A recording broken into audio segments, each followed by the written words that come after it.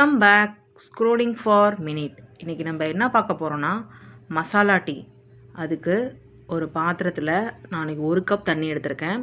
அந்த தண்ணி கொதி வரட்டும். அது கூட நம்ம சேர்க்க வேண்டிய அந்த மசாலா டீக்கு ஸ்பைசஸ் பார்க்கலாம். 4 ஏலக்காய் எடுத்திருக்கேன், கொஞ்சம் பட்டை எடுத்திருக்கேன், 4 கிராம்பு எடுத்திருக்கேன், அதுக்கப்புறம் கொஞ்சோண்டு இஞ்சி துண்டுகள் எல்லாத்தையும் அந்த கல்லில் வச்சு இடிச்சிட்டு தனியாக மாற்றிடுங்க.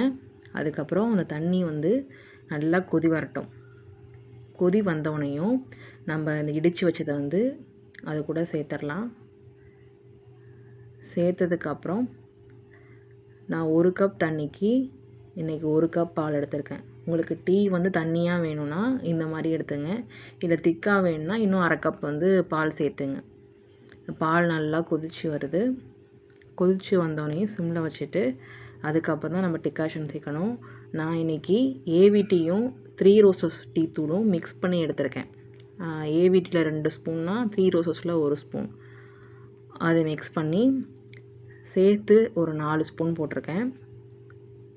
அது நல்லா சாயம் இறங்கி நல்லா இந்த கலர் வந்தோடனையும் ஒரு 5 ஸ்பூன் ஒயிட் சுகர் போட்டிருக்கேன். ஒயிட் சுகர் போட்டுட்டு சிம்மில் வைக்க நல்லா அது பொங்கி வரட்டும்.